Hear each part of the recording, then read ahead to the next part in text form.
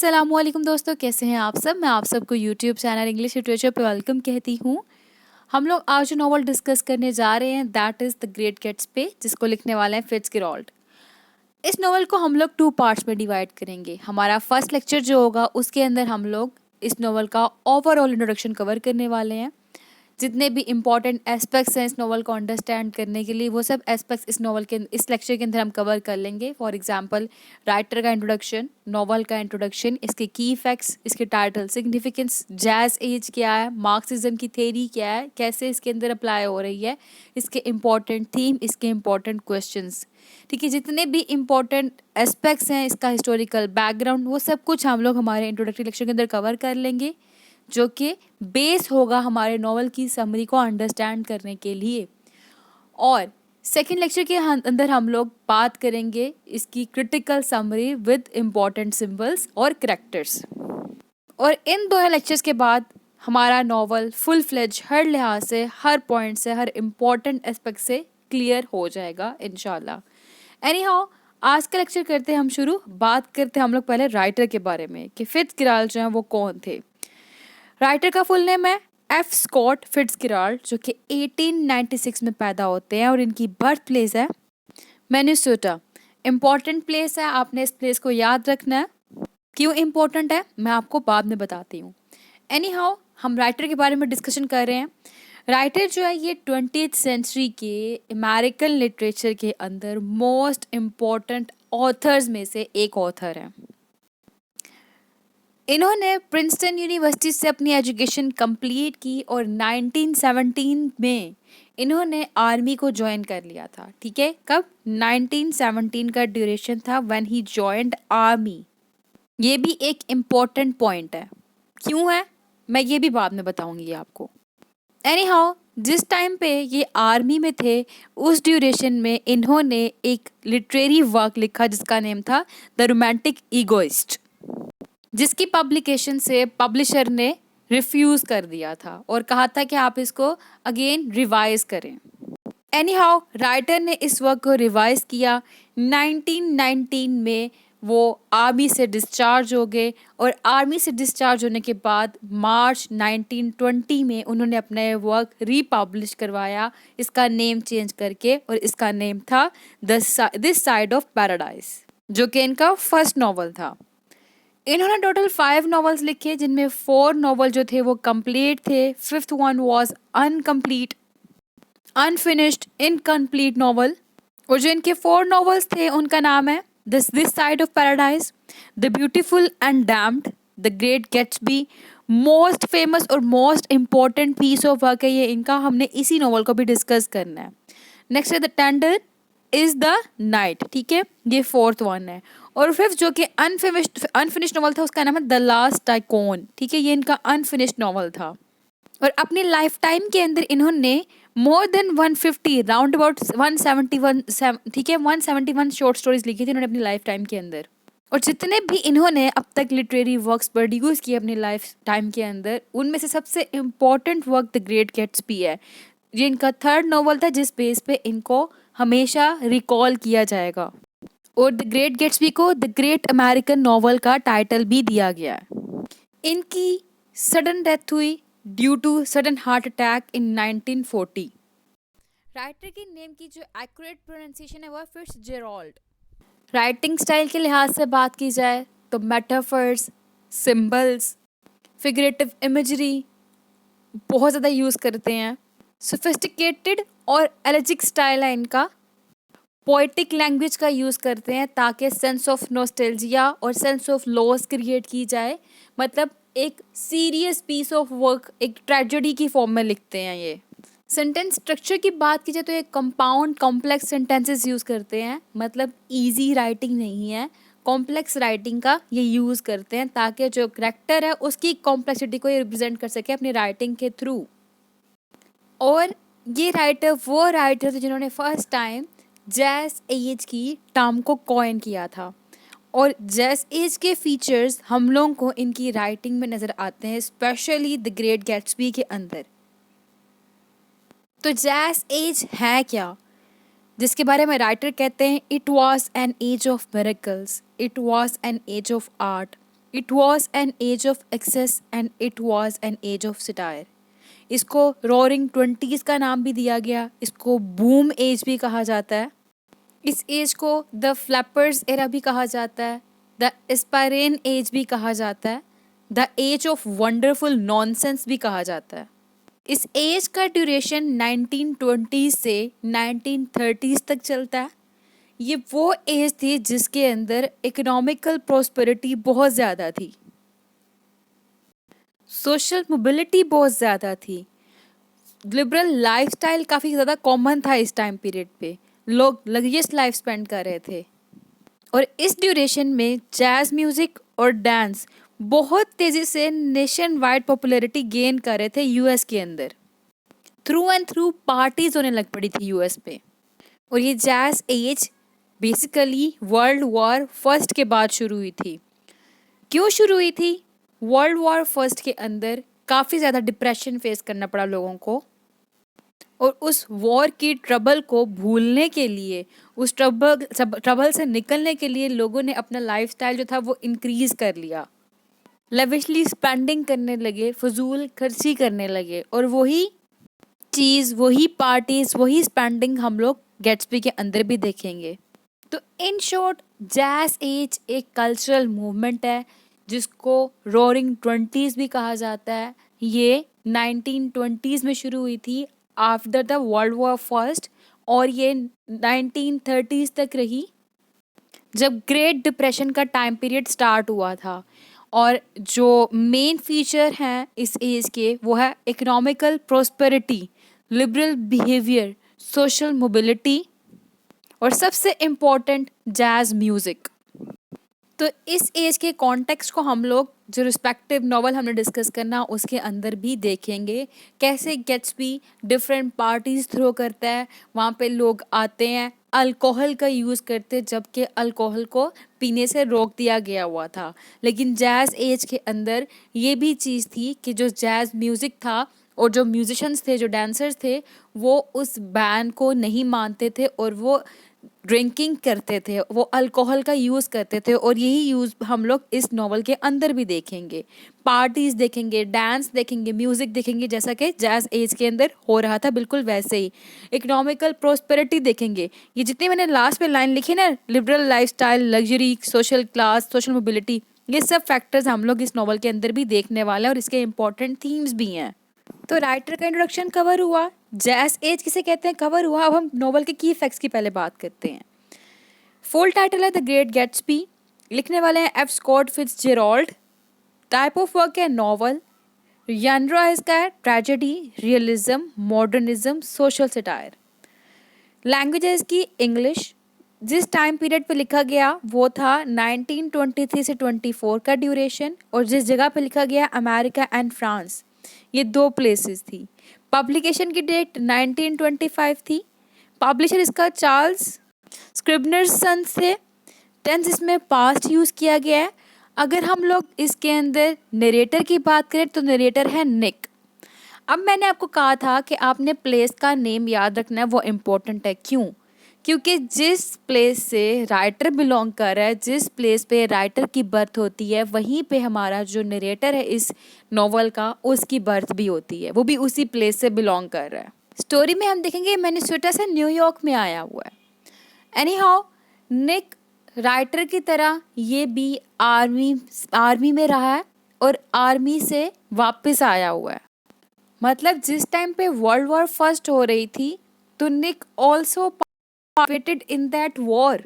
तो narrator Nick है और निक यहाँ पे एक न्यूट्रल कैरेक्टर दिखाया गया जो कि न्यूट्रल नरेशन करता है, बायस्ड नरेशन नहीं करता। एक ऑब्जर्वेंट है जो सब कुछ ऑब्जर्व कर रहा है और जो ऑब्जर्व कर रहा है उसको एज इट इज नरेट कर रहा है स्टोरी के अंदर। पॉइंट ऑफ व्यू की बात की जाए तो निक जो है वो दोनों फर्स्ट और third person point of view को यूज़ कर रहा है ड्यूरिंग नरेशन। अब इसके अलावा नॉवल के सेटिंग के लिहाज से बात की जाए कि जो टाइम पीरियड नॉवल के अंदर दिखाया जा रहा है ओपनिंग पे, दैट इज समर 1922। ठीक है। 1922 से इस नॉवल की ओपनिंग हो रही है। और प्लेस के लिहाज से बात की जाए तो हम देखेंगे इसमें long island and New York city, ठीक है, ये प्लेसेस देखेंगे। प्रोटैगोनिस्ट इसके अंदर गेट्सबे या निक, इन दोनों में से कोई भी हो सकता है, ठीक है। ये एक क्रिटिकल डिस्कशन वाला टॉपिक है that who is the protagonist of this novel. Gatsby अपने फीचर्स के लिहाज से वो रिक्वायरमेंट पूरी कर रहा है और निक अपने करेक्टरिस्टिक्स के लिहाज से एक प्रोटैगोनिस्ट की रिक्वायरमेंट पूरी कर रहा है। इम्पॉर्टेंट थीम्स जो देखेंगे हम इसके अंदर, liberal lifestyles, luxury, social class, social mobility, the hollowness of the upper class, Marxism, the American dream, love and marriage. ये important, in fact most important themes हैं जिनमें से मार्क्सिज्म सबसे ज़्यादा डोमिनेंट रोल प्ले कर रहा है। किस तरह से यहाँ पे अपर एंड लोअर क्लास की बात की जाएगी, यहाँ पे अर्निंग की बात की जाएगी, पैसे की बात की जाएगी। पैसा जो है ना वो बहुत मैटर करेगा, इवन के पैसा किस लिए कमाया जा रहा है, टू इम्प्रेस अ गर्ल, ठीक है, अपने लव को गेन करने के लिए। इसमें ये कॉन्सेप्ट बहुत इम्पोर्टेंट है न्यू रिच का और ओल्ड रिच का। हमारे पास दो तरह के लोग नजर आएंगे इसके अंदर, दोनों ही एलीट लोग हैं, मतलब अमीर तरह के लोग हैं। न्यू रिच सिंबलाइज कर रहा है न्यू मनी को, ओल्ड रिच सिंबलाइज कर रहा है ओल्ड मनी को। जो न्यू मनी है दे वर्कड एंड अर्नड, और जो ओल्ड मनी है वो क्या है, उनके फादर्स फोर फादर्स का पैसा था जो कि चलता आ रहा है, ठीक है। जो न्यू मनी यानी कि न्यू रिच है वो क्या करते हैं, ये शो ऑफ करते हैं, ये flashy and fancy kind of people होते हैं जिनको दिखावा करने का शौक है, चीज़ें दिखाने का शौक है। On the other hand old money या ओल्ड रिच है वो क्या करते हैं, they do not show off, ये किसी को भी इम्प्रेस करने की कोशिश नहीं करते। और ये जो न्यू रिच है ये है वेस्ट एग, ठीक है। इसमें दो प्लेसेस देखेंगे हम लोग, वेस्ट एग और ईस्ट एग। वेस्ट एग जो है वो न्यू मनी साइड है यानी कि न्यू रिच की साइड है, और ईस्ट एग जो है वो ओल्ड रिच की साइड है। ईस्ट एग जो है वो सिंबलाइज करे है ट्रेडिशंस को, जबकि वेस्ट एग सिंबलाइज करेगा मॉडर्निटी को। हम नोवेल के अंदर दो प्लेसेस देखने वाले हैं, आप ये याद रखिएगा। उन प्लेसेस का नाम है west egg and east egg. West egg जो है वो सिंबलाइज करे है न्यू रिच को यानी कि न्यू मनी को, और जो ईस्ट एग है वो सिंबलाइज कर रहा है ओल्ड रिच को यानी कि ओल्ड मनी को। ओल्ड मनी जो कि फोर फादर से चलती आ रही है, और न्यू मनी जो कि बंदे ने स्ट्रगल की है और उससे अर्न की है। और इसमें हम कैरेक्टर्स देखने वाले हैं डेजी का और टॉम का। डेजी और टॉम ओल्ड रिच से बिलोंग करेंगे, जबकि जो गैट्सबी है वो न्यू रिच से बिलोंग करेगा। और न्यू रिच के लोग क्या करते हैं, वर्कड एंड अर्न, ठीक है, शो ऑफ होते हैं, फैंसी काइंड ऑफ पीपल होते हैं, पार्टीज थ्रो करते हैं। जबकि ओल्ड रिच के लोग क्या करते थे, they do not show off, उनमें भी क्लास एंड स्टाइल है लेकिन वो किसी को इम्प्रेस नहीं करते। पार्टीज ओल्ड मनी के लोग भी करते हैं, न्यू मनी के लोग भी करते हैं, लेकिन जो ओल्ड मनी के लोग होते हैं वो लोगों से कट ऑफ नहीं होते, लेकिन न्यू मनी के लोग लोगों से कट ऑफ होते हैं। ओल्ड मनी के लोग गुड होस्ट होते हैं, जबकि न्यू मनी के लोग जो हैं वो होस्ट कहीं पे भी मौजूद नहीं होता। इवन कि हम गेट्सबे की पार्टी देखेंगे, गेट्सबे पार्टी कर रहा है। गेट्सबे कौन है, न्यू मनी से बिलोंग करता है, वेस्ट एग से। वो पार्टी कर रहा है, वहाँ पे लोग आ रहे हैं, लेकिन होस्ट इज़ नोवेयर, वहाँ पे कहीं पे भी होस्ट नहीं नजर आएगा। गेट्सबे लोगों से ज़्यादा मिलता नहीं है। तो जो न्यू मनी है वो नो सोशल कनेक्शन को सिंबलाइज कर रही है, on the other hand old money social connection को सिंबलाइज कर रही है। तो इस न्यू मनी का और ओल्ड मनी का, इस न्यू रिच का, ओल्ड रिच का, इस ईस्ट एग का और वेस्ट एग का लिंक है मार्क्सिज्म के साथ। मार्क्सिज्म एक डोमिनेंट थीम है जिसमें लोअर एंड अपर क्लास का कॉन्सेप्ट दिखाया जाता है, जिसमें एक लोअर क्लास का बंदा स्ट्रगल करता है, स्ट्रगल किसी भी मीन्स से करता है, मतलब कोई भी जायज़ नाजायज़ तरीके अपना के अपना नाम बनाता है और अर्निंग करता है और एक सोशल स्टेटस बना के रखता है। और मार्क्सिज्म के अंदर ये आइडिया भी प्रमोट किया जाता है कि हर जायज़ नाजायज़ तरीके से बस पैसा कमाओ, अपना हक लेना है तो हर जायज़ और नाजायज़ तरीका अपनाओ, वरना आपको आपका हक नहीं मिलेगा। मार्क्सिज्म के अंदर ये आइडिया भी प्रमोट किया जाता है। और कहीं भी किसी भी जगह पे आप देख लें जहाँ पे लोअर एंड अपर क्लास दिखाई जाए, यहाँ फिर क्लास स्ट्रगल दिखाई जाए, तो इट मीन्स उसके अंदर मार्क्सिज्म का थीम प्रेजेंट होता है। इवन के जो गैट्सबी है उसको लगता है कि जितनी भी प्रॉब्लम्स हैं उन सब का सोल्यूशन पैसा ही है। और ये सब पैसा क्यों कमा रहा है? क्योंकि ये डेजी के लव को अर्न करना चाहता है। तो इसीलिए इसने पैसा कमा के जो इसका पास था उससे डिस्कनेक्टेड हुआ, उसको पीछे छोड़ा और अपने ड्रीम को फुलफिल करने की कोशिश की। और इसका ड्रीम एक ही ड्रीम है, to get Daisy in his life back. और ये जो मार्क्सिज्म का थीम है ये लिंक्ड है the hollowness of the upper class के साथ। Anyhow in mention themes के अलावा जो थीम डोमिनेंट है स्टोरी के अंदर that is world war first. हम देखेंगे यहाँ पे अगेन एंड अगेन वॉर का जिक्र भी किया गया है। गैट्सबी वो भी एक वॉर में था और इसके अलावा निक वो भी एक वॉर से होकर आया। और वॉर कौन सी थी? World war first. क्यों दिखाया गया? क्योंकि ये रोरिंग 20s थी। दैट इज़ वाई जो ग्रेट वॉर थी वो अनअवॉइडेबल टॉपिक था स्टोरी के अंदर। वॉर के अलावा वायलेंस का थीम इम्पोर्टेंट है, डेथ का थीम इम्पॉर्टेंट है इसके अंदर। Gender roles most important theme जो कि राइटर ने यूज़ किया इसके अंदर। हम देख रहे हैं कि अगर हमारे पास टॉम है तो टॉम अपने फिजिकल स्ट्रेंथ यूज़ कर रहा है डेजी के ऊपर। हमारे पास इसके अंदर मेन डोमिनेंट दिखाए गए हैं ओवर वीमेन। इनमें कोई भी वीमेन जो है वो प्योर नहीं दिखाई गई। मर्टल की बात करें तो वो भी एक सेंसुअल लेडी थी, उसका अफेयर चल रहा था। दो she was a married lady, शादीशुदा थी, लेकिन उसका टॉम के साथ अफेयर चल रहा है। डेजी की बात करें तो once upon a time she was in a relationship with Gatsby, लेकिन शादी उसकी हुई टॉम से। अब टॉम से शादी में होने के बावजूद she spent her time with Gatsby again. तो ये कुछ इंपॉर्टेंट थीम्स थे इसके। अब टाइटल सिग्निफिकेंस की बात कर लेते हैं हम। द ग्रेट गैट्सबे, गैट्सबी के साथ वर्ड ग्रेट लगाया गया। पर्पस क्या है? पर्पस ये है ताकि राइटर यहाँ पे इंडिकेट ये करना चाह रहा है कि स्टोरी के अंदर जो गैट्सबी का करेक्टर है उसकी एक अपनी सिग्निफिकेंस है, अपनी पॉपुलैरिटी है, ठीक है। और टाइटल ये भी इंडिकेट कर रहा है कि जो स्टोरी है एक पर्सन जिसका नेम गैट्सबी है उसके इर्द गिर्द रिवॉल्व कर रही है। अब गैट्सबी कौन है? ये एक डिल्यूजनल ड्रीमर है, ठीक है, जिसने अपना अमेरिकन ड्रीम अचीव कर लिया। अमेरिकन ड्रीम क्या होता है? अमेरिकन ड्रीम कि America is free for everyone. हर एक अमेरिका के अंदर फ्री है, हर एक को लिबर्टी है, हर कोई यहाँ पे अर्न कर सकता है और अर्न करके अपनी हैप्पीली लाइफ को स्पेंड कर सकता है जैसे वो गुजारना चाहता है, ठीक है।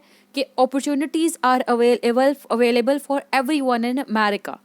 अब ये इसका ड्रीम था, इसने अचीव किया और वो अब उस ड्रीम को यूज़ कर रहा है to achieve her love, to impress her love, his love. And who is his love? वो है डेजी, जिसको वो इम्प्रेस तो कर लेता है लेकिन अपनी लाइफ में कभी भी उसको वापस नहीं ले पाता। तो यहाँ पे जो टाइटल है वो बेसिकली अमेरिकन ड्रीम को भी सिंबलाइज कर रहा है और फेलियर ऑफ अमेरिकन ड्रीम को भी सिंबलाइज कर रहा है। फेलियर किस तरह से? Though he achieved his American dream, but जिस पर्पस के लिए इसने अचीव्ड किया उस पर्पस को ये अचीव नहीं कर पाया। एंड दैट पर्पस वाज क्या था? वो डेजी को अपनी लाइफ के अंदर वापस लेके आना, टू इम्प्रेस हर, उसको इम्प्रेस करना, to get back her in life, in his life, ठीक है। लेकिन ऐसा नहीं हो पाता। और इसके अलावा ये सिंबलाइज कर रहा है वर्ड ग्रेट, सिग्निफिकेंस ऑफ गैट्सबे कि गैट्सबे जो है वो एक पॉपुलैरिटी रखता है, एक फेमस पर्सनैलिटी है अमंग द पीपल, ठीक है। तो ये हमारा टाइटल की सिग्निफिकेंस भी कवर हो गया। आज का लेक्चर हमारा यहाँ पे हुआ कंप्लीट। आई होप कि आपको सारे पॉइंट्स क्लियर हो चुके होंगे। हमने बात की इसके अंदर राइटर के बारे में, उसके मेजर वर्क्स कौन से हैं, उसका स्टाइल कैसा है, जैज़ एज किसे कहते हैं, हमने मार्क्सिज्म को भी डिस्कस किया। हमने यहाँ पे न्यू रिच और ओल्ड रिच, न्यू मनी और ओल्ड मनी, वेस्ट एग और ईस्ट एग के कॉन्सेप्ट को भी कवर कर लिया। जो इम्पोर्टेंट थीम्स थे उनको भी हमने देख लिया है। साथ में हमने जो टाइटल की सिग्निफिकेंस थी उसको भी कवर कर लिया और की फैक्ट्स भी हमारे हो गए हैं। तो इन शॉर्ट जो हमारा बेसिक लेक्चर था वो आज हुआ कंप्लीट। देन नेक्स्ट लेक्चर में हम बात करेंगे कैरेक्टर्स की, सिंबल्स की और क्रिटिकल समरी की। फिर मिलते हैं अगली वीडियो में अगले लेक्चर के साथ। तब तक के लिए अल्लाह हाफिज़। Thank you so much for watching this video.